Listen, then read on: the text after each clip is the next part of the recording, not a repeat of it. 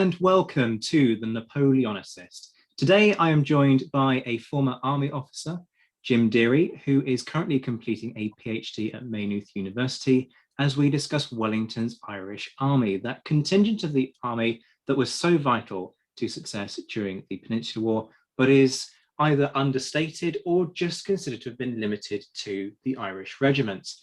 Jim, I'm really pleased to have you on. As you know, I've been a fan of your work for quite some time now. How have you been doing? Great, thanks, Zach, and thanks very much for saying that. Yeah, no, as we were just talking about earlier on, kind of looking forward to getting out of COVID no more than the UK itself over here in Ireland at the moment. So hopefully the summer will be brighter for us all. Well, look forward to War and Peace too at some point in the distant future. I want to start with the popular perception of the Irish contribution to the Napoleonic Wars, because I'm curious whether what you've come across matches what I've come across.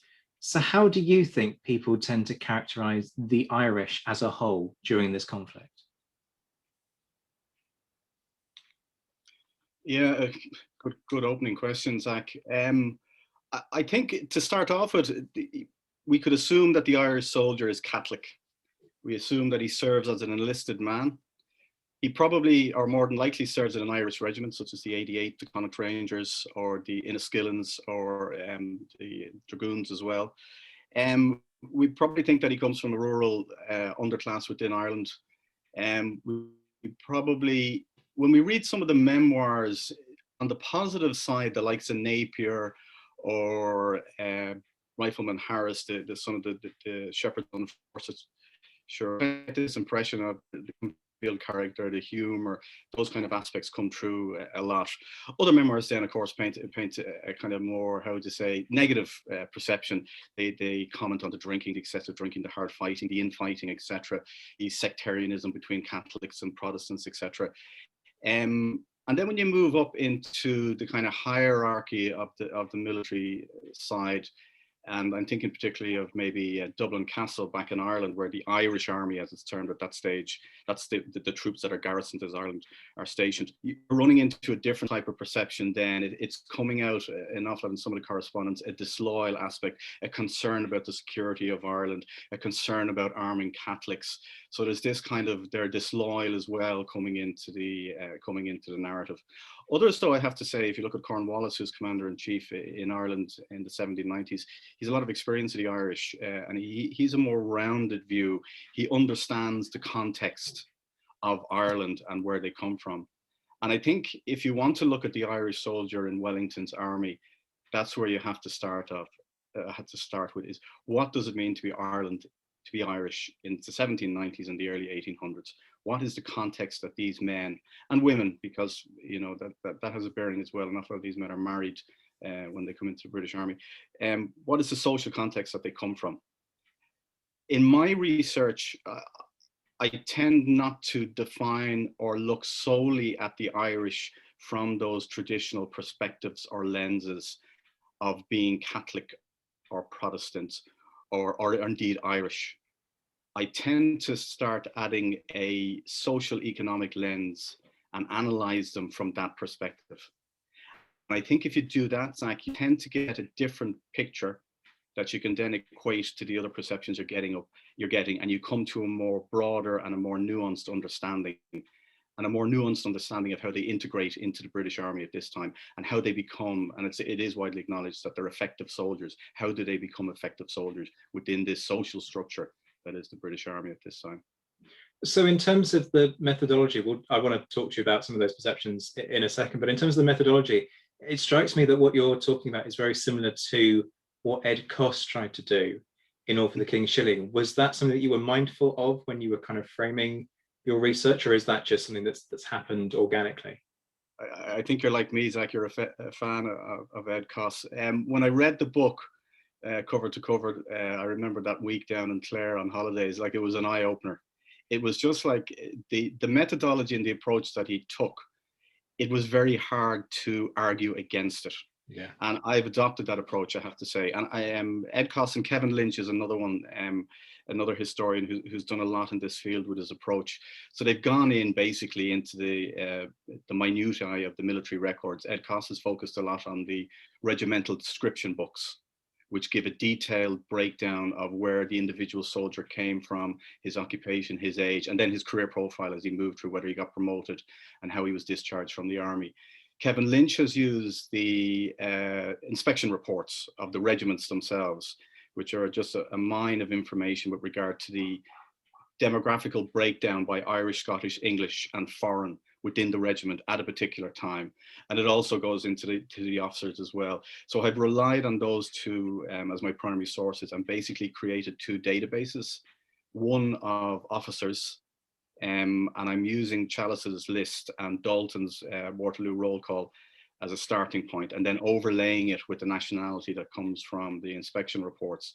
So there's about 10,000 names in it at the moment, and I've identified about half, 52% of the nationality.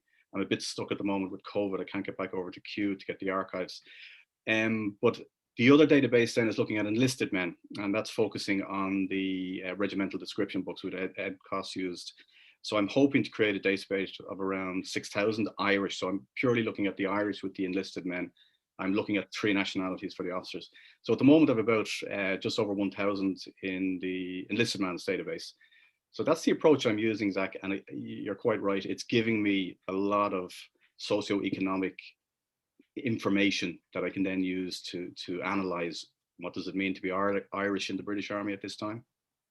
Sure. I mean, I want to take this in about 5 different directions at the same time. Let me rewind first of all to what you were saying about perceptions. I'm particularly struck by what you said about the kind of the perception of them being drunk and quite violent individuals. I remember reading, I can't remember the name of it now, it might have been Donaldson. You'll probably know this better than I do, who talks about a recruiting party and having to kind of manage these recruits as they're brought from wherever it was that they were picked up, and basically saying that, at the drop of a hat, they'll just start knocking 10 bells out of each other. And unless you physically go in and knock these people onto the floor, you can't stop them. And so there is this perception of a kind of a wild nature amongst Irish recruits. I remember the first time I was at a conference, somebody turned around to me and said, would you agree that the behavior of the Irish during the Napoleonic Wars was absolutely appalling within the British Army? To which I'd have to say that I sort of see where they're coming from. Yeah. Because if you look at, for example, the returns for the 88th, the first 88th, the Connaught Rangers, yes, it's quite clear that they have issues of discipline in that unit. But at the same time, there are plenty of issues in other units that we don't necessarily associate with that. The one that I keep going back to, because people like to put them on a pedestal, is the first 95th. They weren't the worst, actually. The Connaught Rangers, forgive me, Jim, were much worse when you look at the records. But the point is that there are issues everywhere. So where do you think this kind of drunken, wild perception comes from? Is it just that we've picked up a few of these extracts and kind of joined the dots to create a narrative that's incomplete? Or is there kind of just a tendency to talk about the Irish in slightly derogatory terms? I think there's a number of ways of coming at this. The first point I would say is looking at the eyewitness accounts and the memoirs that are written and when they're written.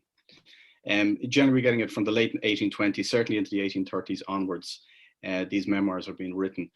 And the context in which they're being written, Ireland is going through Catholic emancipation. There's a lot of political unrest in Ireland during the 1820s up into the 1830s. After Catholic emancipation is granted, you then have O'Connell moves on to the repeal movement. He's trying to repeal the Act of Union. So again, you're getting this conflict at a political level. There's also agrarian unrest in Ireland that's still perpetuated from the 1790s onwards, and there's a lot of violence, localized violence. I wouldn't say acts of insurrection, but it's very much localized agrarian violence going on. So you have these backdrop of when these memoirs are being written, and I would argue that it has colored certain of the perceptions, like certainly the cartoons of Gilray in the 1790s, Cruikshank moving into the Punch cartoons would depict the Irish, as, let's be quite open about it, as, ape-like, cudgel-carrying, drunken Irish. And this, I think, has carried through into some of those narratives. But then you look at narratives from Harris, Rifleman Harris, the shepherd's son from Dorsetshire. And he sits and he talks about the retreat from Corunna, and he talks about his friend Brooke, a strapping lad from Ireland, who I would not have been able to get through that retreat. I often think of him with fond memories as I sit at my work here in Soho. He then talks about the three Hart brothers who kept the spirits up of the regiment as they trundled across the Galician mountains to the port city of Corunna in order to be extracted. And he talks about them on the beach then when they landed in Dover, and they're not worth a salt afterwards.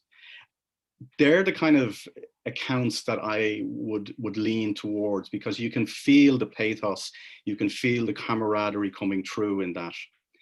It's interesting you talked about the Connaught Rangers and the 95th. And when you look at the 95th and you look at the Irish who are in the 95th and a well-disciplined, highly effective unit, you're talking upwards in and around the 30% across the three battalions.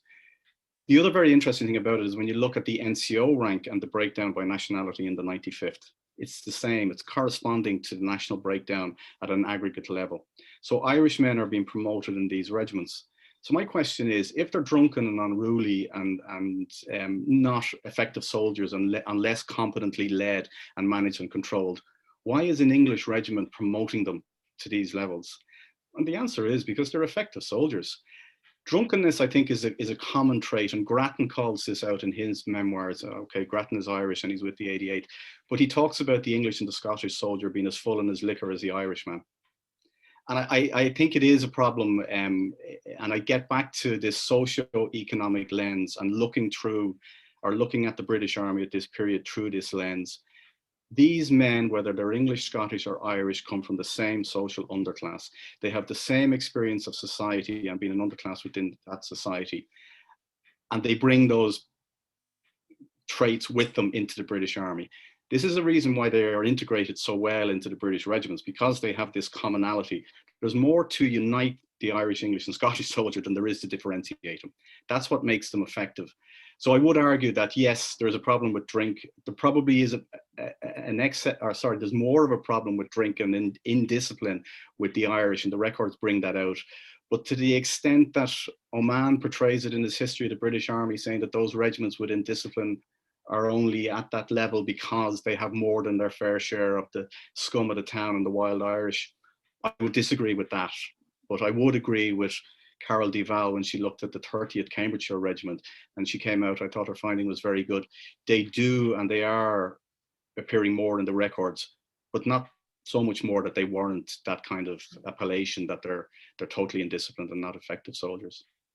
Do you think this is one of those things where it's sort of a self-fulfilling prophecy? Because I'm now kind of thinking about this with my teacher hat on, that there was this phenomenon that we were warned about. That if you've got certain kids who misbehave, you've got to be careful not to keep looking for misbehavior from those kids. So do you think there is kind of this prejudice amongst, let's be honest, the English and perhaps to a lesser extent the Scottish officers, that therefore means that they are looking for misbehavior amongst the Irish? Because you raised this point about drunkenness, and there's an important thing to bear in mind here, which is that they're all stealing wine or any liquor that they can get their hands on, actually, and the army issues booze instead of water because they can't trust the quality of the water.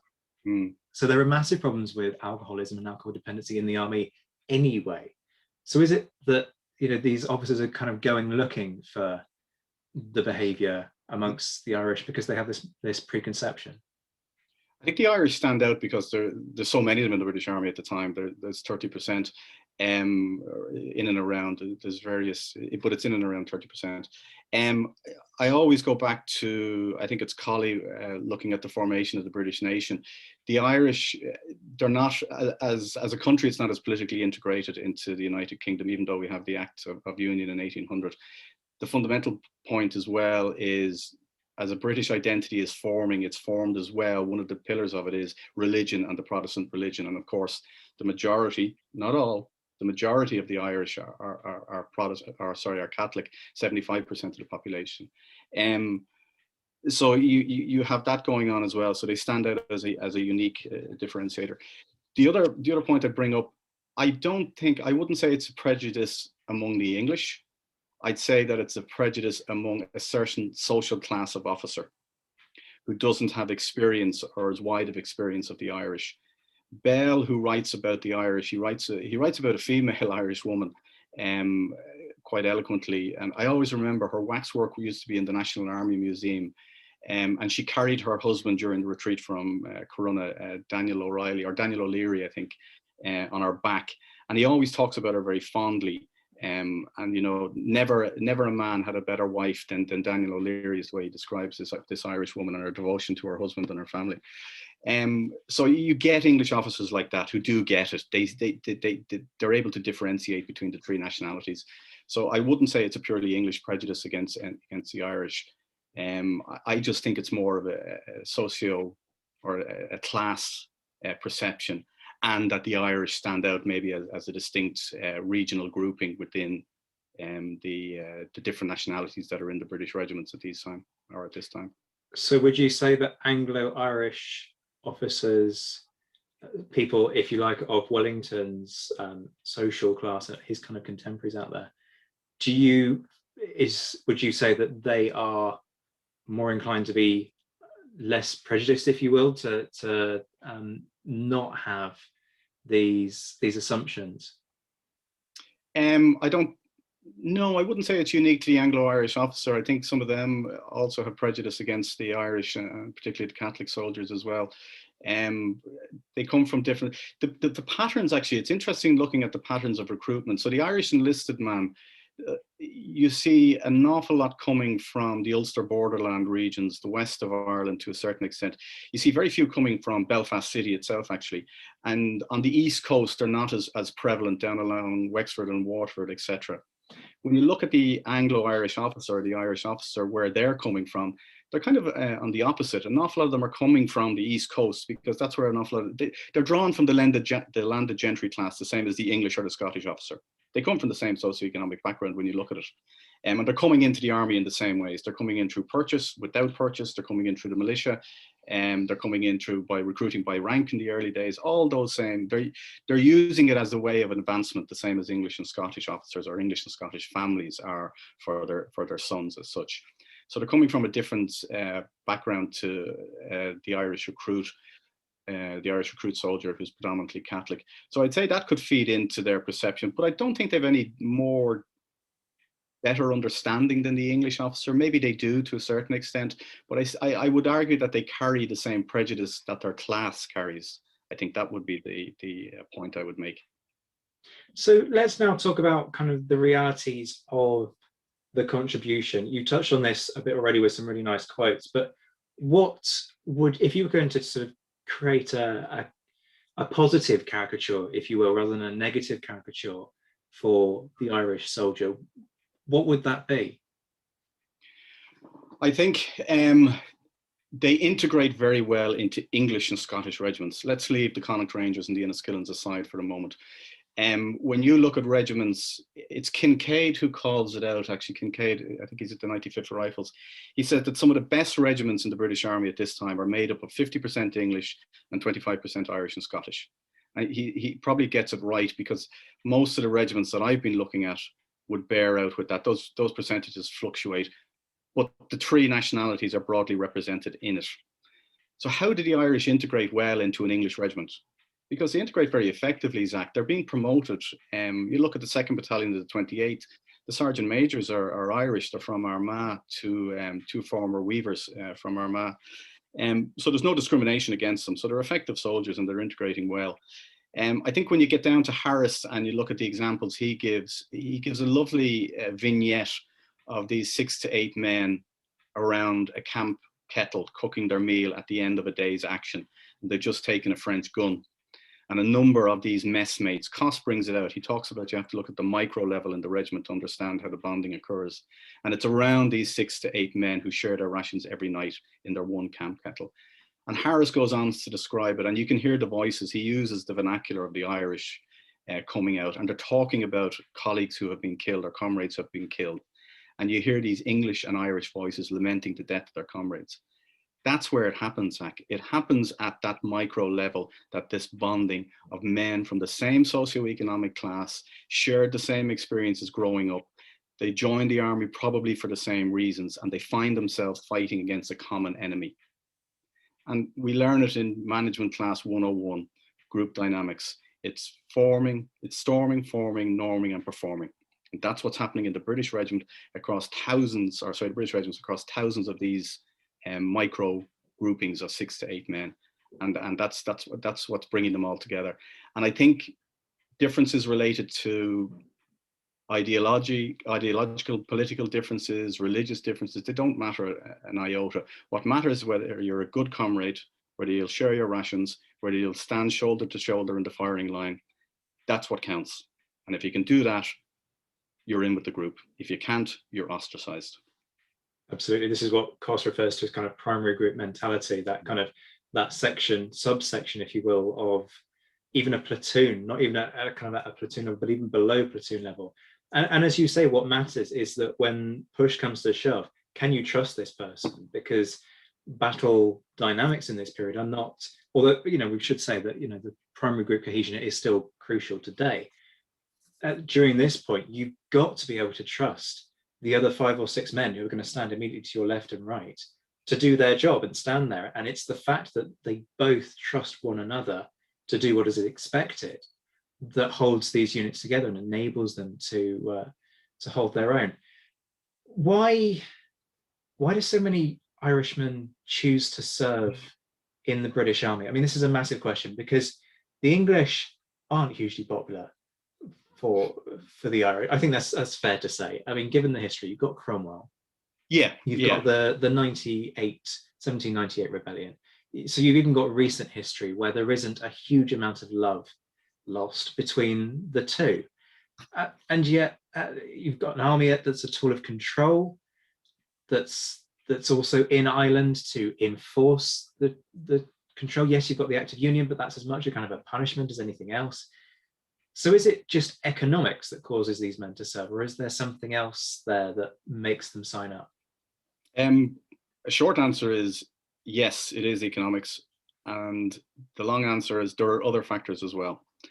So if we look at you talked about the British Army being an army of occupation, etc., and there's no love for the English, etc. I think as students of history, when we look at history, we tend to focus on the monumental events. So we tend to look at 1798 in this period. There's another rebellion in 1803. We tend to focus on that. We forget, though, however, that the lives of the ordinary person are not defined wholly by these, what we see as monumental or defining events in history. The British, or the English, sorry, have been in Ireland for 600 years, 700 years at this period. So we're well used to you being here in Ireland, if you know what I mean. So what they're more concerned about is getting on with life and progressing life as best they can. And when you look at it from that lens, you begin to understand why they may have seen an opportunity of, let's buy into this system and see how this system or where it will take our lives. The Irish soldier who joins the British Army at this time is predominantly from the labouring and the weaving elements of society, if you like. It's the same for the English and the Scottish soldier. That's the first point I'd make. The second point, the economic conditions in Ireland are pretty dire. The economic conditions in England are pretty dire, and Scotland for these men. They're probably, they're worse. The situation is worse in Ireland. To give you an example, Wakefield is an English traveller. He's a statistician travelling around Ireland, and he publishes his findings in 1812. And he talks about the average wage for a labourer in the west of Ireland is, I think it's 6 pence to 1 shilling per day. So that gives you 7 shillings a week is the average wage for a labourer. In England, it's around 10 at the same time, 10 shillings. So it's slightly less. The other point I'd bring out as well about the socio-economic conditions, there's no poor law system in Ireland at this period. It doesn't come in until the 1830s. There is in England. So there's that safety net of the parish level support. It doesn't exist in Ireland. So for an Irish man, a young Irish man in this period, if there is no work, there's nothing to fall back on. If the British Army are looking for men to fight in, Spain and Portugal against France, which, by the way, the Catholic Church have now seen as a common enemy because, you know, the French Revolution and its attitude towards the Catholic Church and it's Napoleon's attitude towards the Vatican, etc. It all feeds into supporting recruitment into the British Army. And the British establishment is also willing to concede on Catholic, the penal laws and certain aspects of Catholic emancipation.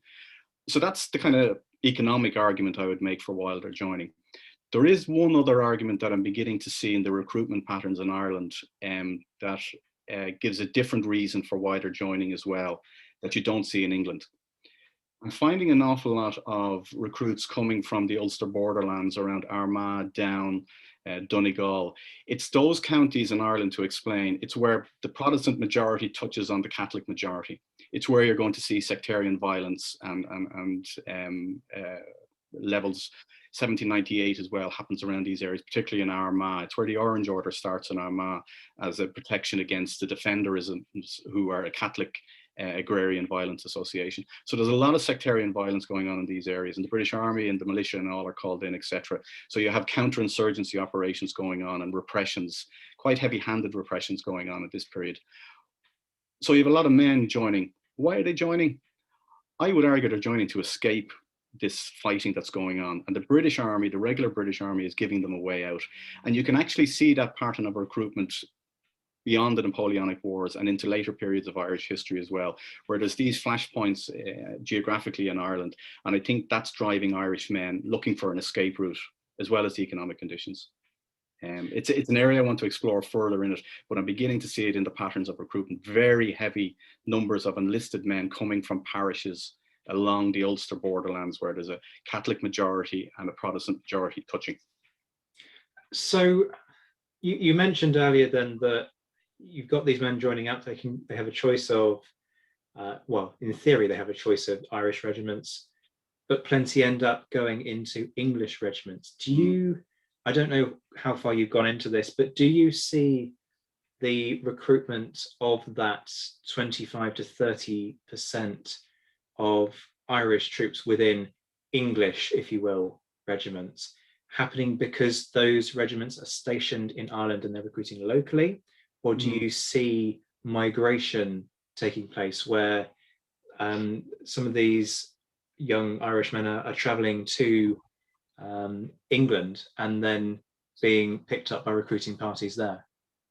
I found an interesting one. I did a kind of micro study on the 2nd Battalion of the 28th, the North Gloucesters. And what I was finding, their description book, I think, was from 1811. It was covering the period 1811 to 1816.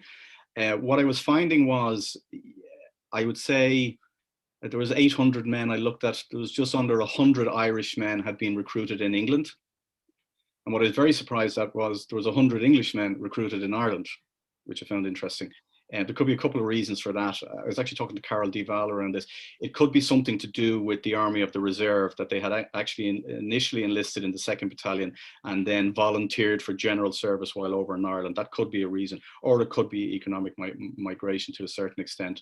But yeah, what you do find is, particularly with the Northern, the guys from Ulster, you will find them traveling over to Scotland and the north of England if they've been weavers and looking for employment. This is what I'm surmising, and not finding it and then being picked up by a recruiting party in England. You do find regiments are being posted into Ireland just to recruit up. That's certainly happening, particularly with the infantry regiments. And as you know, Zach, the infantry is the backbone for Wellington's army. And that plays out in the percentages. You will have the majority of the Irish will serve in infantry. After that, they appear in the cavalry in and around the low 20s. And the least is in the artillery, actually, for a strange reason. And that's actually replicated with the officers as well, Irish officers getting commissions in the British Army. It's the same. They're underrepresented in the artillery, cavalry, and then the infantry as such. What you will find then is certain regiments will send recruiting parties over to Ireland to recruit. I was looking at the 52nd, the light infantry, as part of the light brigade. When they transferred into a light infantry role, I think it was 1803, they initially transferred, they were 2-battalion regiments, and the 2nd Battalion was converted to the 96th Foot. And they transferred those men they deemed unfit for light infantry duties into the newly formed 96th. And you see the demographics of that 52nd, the newly formed 52nd Light Infantry changes, and the Irish percentage, which is quite low, doubles overnight. But then what they do is they send recruiting parties over to Ireland, and they begin to recruit in Ireland, even though they're stationed down in Shorncliffe. And it's actually some of the Irish officers who are being sent over. Napier is with them, and Rowan is with them, and they're sent over to Ireland. And the percentage goes up, I think, from 6% to 20%, and it finally ends up at about 28% pre-deployment to the peninsula around 1805. They're at 28%. Now, tracing them through, they're an interesting case study. Tracing them through to their peninsula days, the percentage changes again as they start to sustain casualties, and the Irish percentage goes down. And there's intakes, I think, from militia, English militia, and the battalion then changes its demographics again with less Irish. But what is interesting at this point is the percentage of Irish NCOs goes up. And the reason is the battalion is promoting guys with experience after their service in the peninsula. And again, it gets back to my point. They're finding Irish men capable enough to hold junior command positions in British regiments. But the 52nd is also interesting because you can't say that a particular regiment is 30% Irish because it changes with the recruiting measures that have been implemented throughout the life of it. So militia intakes might change the whole profile of a battalion to more English, or actually vice versa, into being more Irish as such. But sorry, to get back to your question, yeah, recruiting parties are being sent over, and regiments then are being posted in Ireland to recruit up. So, I mean, I suspect the answer to this might be a no, but I want to ask it anyway. You've got discussions of martial race going on at this point in time, and you've demonstrated, as I knew you would, to folks that actually there's a much more fundamental point for those serving in the ranks, which is that, can you trust them? Yes, you can, and therefore if you can trust them, promote them. But are there discussions going on about martial race? Because this feels like a really interesting tension, that you've got recruiting parties being sent over to Ireland, and yet at the same time you've got some turning around and making disparaging comments, and others turning around and saying, actually, these Irish lads are great. So are there discussions about martial race? Because certainly with the Scottish, there's talk about, you know, the average Scotsman from the Highlands and the Lowlands and the regions where it's good, inverted commas, to take recruits from. Do you have an equivalent for Ireland? An equivalent of like the Highland regiments being wholly Scottish, is it? Like, well, yeah. You'd have the Connacht Rangers, and we know Wellington uses them quite effectively as storm troops, if you like, with his Highland regiments. The 88th are interesting because they're posted with Picton, I believe, isn't it? Is it the 3rd Division or the 5th Division they're with? Right. And Picton, let's just say Picton does not have a great love for the Irish. Grattan brings that out quite. I think his book was written in defence of the Irish and defence of criticism by that Picton had laid against them. I think, yeah, the Irish do have martial qualities, and the Irish regiments are very effective. I'm speaking about the Enniskillens, particularly at Waterloo, sustaining the casualties, the Connacht Rangers, etc. But I always get back to Kincaid and his argument that the best regiments are made up of a mix from the 3 regional groupings. And I think it's Blakely who serves in the 32nd. He's a young Irish ensign who serves in the 32nd. And he talks about that shield, the united shield of the thistle, the rose, and the shamrock, and ne'er can it be broken and ne'er can it be beaten. And I think it probably gets to that, because the likes of the Connacht Rangers and the likes of the Enniskillens are outliers, Zach. The more likely is an integrated regiment of the 3 nationalities, and they're the backbone of Wellington's army. Like, take out the Highlanders, take out the Irish regiments, you know, Wellington still has a very, very effective fighting force with what he has in his British regiments. And these are the undersung heroes. So how aware are the army's commanders, if you will, about the distribution of these Irish troops? Because I like what you say about how the unifier is dependability, if you will. But at the same time, there must have been concerns, because of the whole kind of debates around Catholic emancipation and so on. There must have been concerns that you've got troops from a nation that is predominantly Catholic serving in British units. And if there's a rebellion, there is scope for mass mutiny amongst those Catholic Irish troops and potentially amongst Catholic troops of elsewhere within the British Army. So, I mean, if the Irish troops have mutinied, let's be honest, the army's hamstrung. Is there any sense that the Horse Guards or Parliament are concerned about the loyalty, are kind of wary about what's happening? Yes and no. Yes, Irish headquarters or Irish command in Ireland are concerned about mutiny. I'll talk about the Irish Militia in a second. As regards Horse Guards, are they concerned about mutiny in the British regiments with their Irish troops stationed in Spain and Portugal? I certainly haven't picked up any in the correspondence. What I have picked up on is that they're very concerned of dissension or any reasons for dissension among the ranks. They're particularly attuned to religious differences, and not religious differences in itself, but anything that could cause tension among that. They stamp out Orange Orderism or the creation of Orange Lodges within regiments that are stationed in Ireland. We know Wellington's views on priests and chaplains, etc. And I think this all stems from, they don't want to introduce anything that could cause friction. And that to me would say they're probably attuned to the differences between English, Scottish and Irish soldiers, if you like. And they want to make sure that they facilitate that integration that is naturally happening and don't introduce anything that will cause trouble. To bring you back to your question of mutiny, is there a fear of mutiny? I'd like to take that question from two angles, one with regard to mutiny and one with regard to levels of indiscipline. And I'd like to use the Irish Militia. The Irish Militia is a Catholic force recruited in Ireland from 1793 onwards, primarily for the defence of Ireland from external aggression, but they are then used for counterinsurgency operations pre the 1798 rebellion. I talked about defenderism and this agrarian level of unrest and crime and violence being perpetuated in Ireland. With the defenders, it becomes more seditious and it becomes more regional, and then it becomes more nationally based. So it's now becoming a threat to the order of the state, as opposed to a localized crime that could be dealt with by the local magistrates, etc. The defenders unite, if you like, with the United Irishmen around 1795, 1796, and they then become a serious threat because they start to infiltrate the Irish militia. Now, why do they infiltrate the Irish militia? I think there's problems of indiscipline within the Irish militia as opposed to likelihood of mutiny. They are being used, they're very quickly raised. So there's about 20,000 of them by 1796. There are new forces just been created in 3 years. There's no experienced officers. There's no experienced NCOs there. So that's not conducive to discipline within a regiment.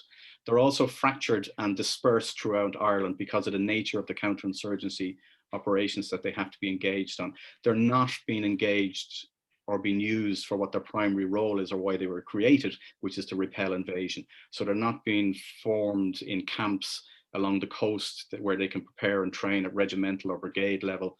They're now in small posts, maybe commanded by a junior corporal or whatever. And that allows for them to be infiltrated by the defenders and the United Irishmen to a certain extent. But the British authorities and Dublin Castle clamped down on it very hard. I'd equate it as well to what's happening with the naval mutinies in Nore and Spithead, and apparently there's correspondence between the two. So there's a discipline problem as opposed to a mutiny problem, but they deal with it very effectively.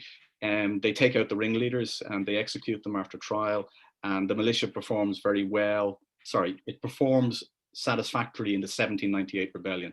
The initial responders to the 1798 rebellion are Irish militia regiments. So they're Catholic regiments, and they're engaged fighting against Catholic insurgents.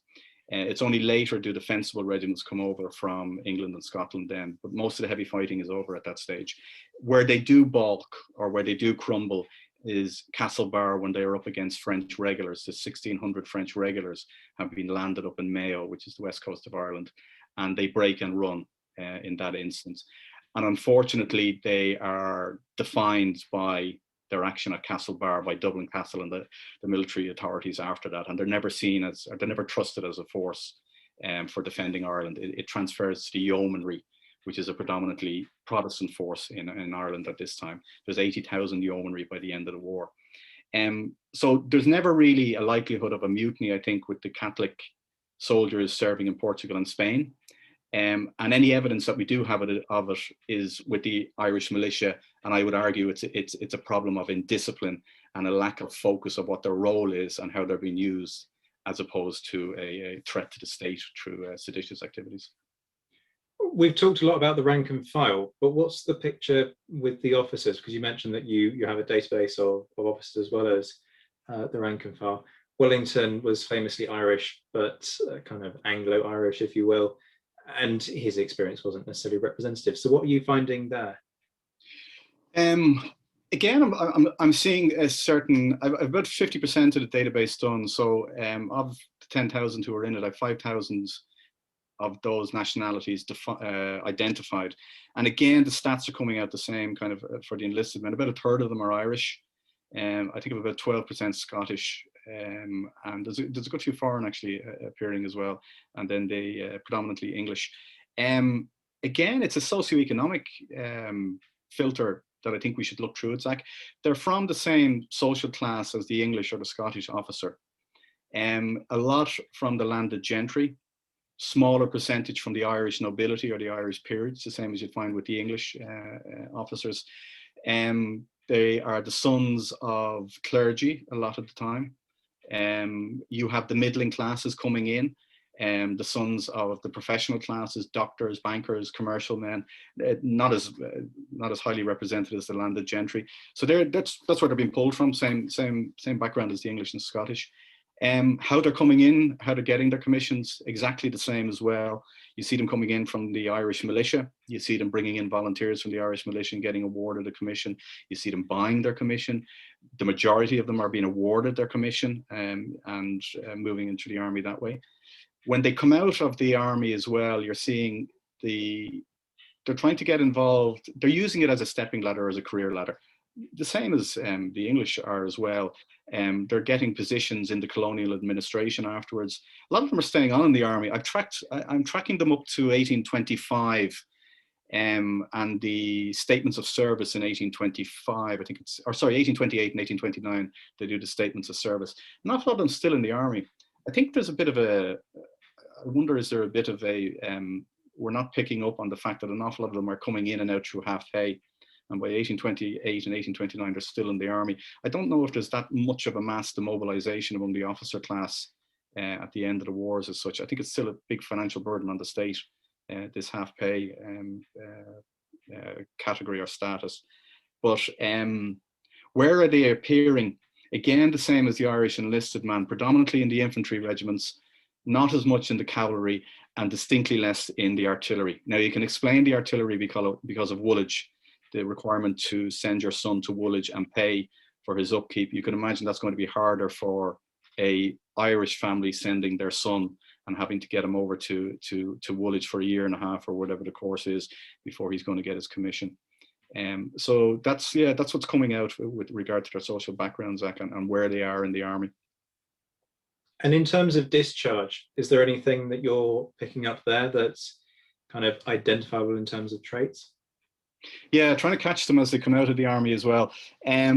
It's a bit patchy. I don't have the final figures nailed down yet, but what I'm beginning to pick up on is their subsequent career to the army. And as I say, they try to get involved in the colonial administration as well. And a lot of them are going foreign. A lot of them, see, the only ones that you're picking up really are the more famous ones, or the ones who have completed statement of service in 1828, 1829, and they're basically the ones who are either still in the army or they're getting a pension, i.e. they survived the war. Casualty rates are actually quite high among the Irish for some reason, though, as I say, I haven't finished out the database yet because I put in Hall's biographical data of the wounded and killed from the peninsula. So I've been able to track that. The interesting ones, how I'd surmise it is they are looking to stake a place in the expanding British Empire, no more than an Englishman or an English family or a Scottish family. And you're seeing that in the jobs and subsequent career. You have Rowan, the officer I mentioned from the 52nd, there's two of them. Two brothers are in the 52nd. It's Charles Rowan who ends up eventually as one of the first commissioners of the London Metropolitan Police. So you see them going into areas like that as such. colonial administration, still serving in the army, either on half pay or pursuing a career in the army. Yeah. Wellington is interesting, Zach, actually bringing him up, because I think there's this difference as well. There are officers like Wellington who again see their career progression not being defined as Irish and buying into the English establishment and seeing their career path for themselves, and let's face it, for their family through the English. There's an interesting one about Wellington. I think after the war, they wanted to, in Ireland, in Dublin, they wanted to give him land down in Kildare and a house down in Kildare, but I think it was quietly sidelined because Apsley House was on offer instead. So I think that kind of sums up, not criticizing, we all have to make our way in the world, and that's how Wellington chose his. Yes, I mean, the word talks about a Waterloo Palace even at one stage, weren't they? But they were also shelled with with Apsley House coming on the market and then subsequently being expanded. But Marcus Cribb is the person who knows all about that. You can't be in address number 1 London, no. No, you really can't. But that's very typical of the man, isn't it? To just say this is the number 1 spot in London. Anyway, so with the rank and file when they're discharged, have you been able to pick up anything from them? Do you see them represented proportionately in the Chelsea pension records, for example, or do they just kind of disappear and we don't really pick up on them? No, I'm beginning to pick up on them now, actually. I don't have definitive numbers at the moment, but I will once I have the full database populated. But what I am picking up on is they are being discharged in the same, I would argue, the same ratio as English and Scottish, and they're getting pensions. Yes, they are getting pensions, out pensioners or full pensioners. I haven't got into the pension records in Chelsea or Kilmainham yet. I'm basing it on the regimental description books, which in some instances aren't always as complete as other regiments. Some regiments will be very good. And the 45th actually are very good. I've been looking at their data. They actually give the amount of pension that they're getting as well.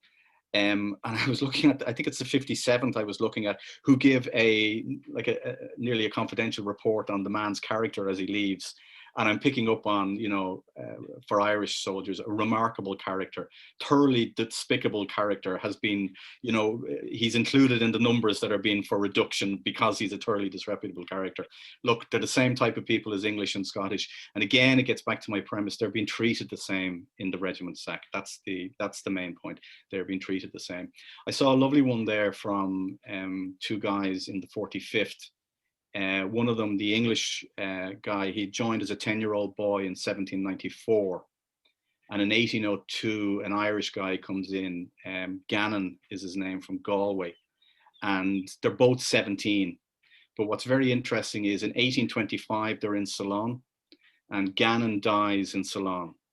And it just has at the end of in the comment book at the end, all remaining pay bequeathed to drummer Giles, who's his friend from Shropshire. That kind of sums it up at a micro level, what's happening in these regiments at the end of the day. It really does. Let me ask you one last question then, thinking about kind of the broader perspective. Linda Colley, who, as you can imagine, has come up a few times in interviews with people for this Irish Month focus, makes this argument about how, in some respects, the Napoleonic Wars form part of a wider project of bringing all 4 nations of the Union together, and she does, as Katrina Kennedy outlined, kind of say, well, in some respects, it doesn't work for Ireland. But when you look at the way in which people try and spin, particularly Wellington's successes during the Peninsular War and Waterloo, there is that evidence, that emphasis on all 4 nations of the Union having played a role. Do you feel that there is a greater respect at a popular level that's afforded to the Irish after the Napoleonic Wars than there was before? Within the British society, British Army, or within Ireland? Both. Well, I think, first of all, the Irish contribution during the Napoleonic Wars, due to the fact that, let's face it, it's referred to as the Great War. I would argue it's one of the first total wars for Great Britain, and in that context, it has to have an impact on society, both in England and Ireland. I think it's a starting point for what you see as the Celticization, if you like, of the British Army during the early Victorian period up to the famine, I would say. At the famine, it drops off. But it comes in again afterwards and right up until the First World War. And you look at what Richard Grayson is doing, or Timothy Bowman, when they're looking at the Irish regiments in the Great War as well, you can trace that this is the end point to what has started in the 1790s and the 1800s. With regard to uniting the four kingdoms, the four regional identities, I've looked at Colley's work. I would agree with what's been said.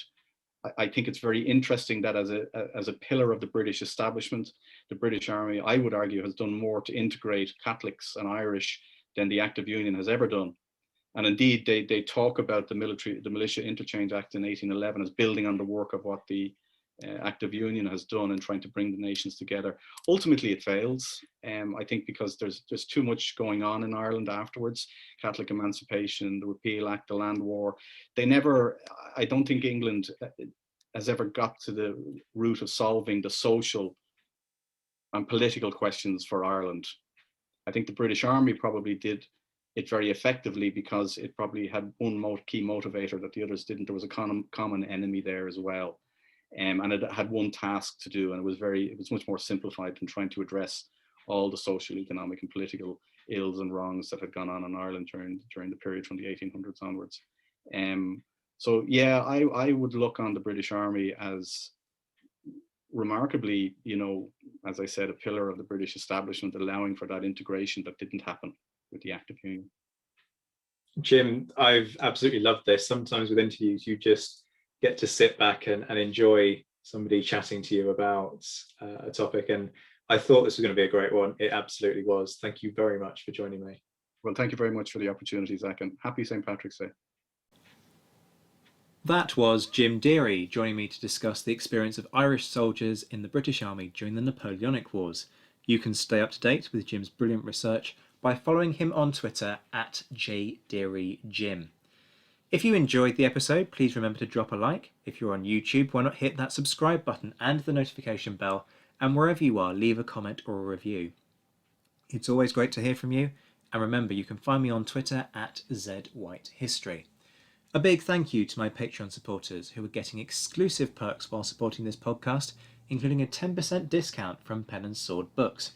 For more information, go to patreon.com/The Napoleonicist. A particular shout out to my mentioned in Dispatches patrons, Rob Griffith, Alex Churchill, an anonymous Canadian, Brendan Teeling, John Haynes, Anna Vakulenko, Beatrice de Graaf, Lynn Dawson, Jamie Kingston, Rory Muir, James Bevan, Lucy Tatner, and Jim Deery. Though to be clear, that's not why Jim got an interview. Join me next week when I'll be speaking to Marcus Beresford about his relative, the Marshal William Carr Beresford, in a 2-hour-long odyssey of an interview. Until then, I'm Zach White. This has been Irish Month from The Napoleonicist. Take care of yourselves, my friends. Stay well, stay safe, and as always, thank you for listening.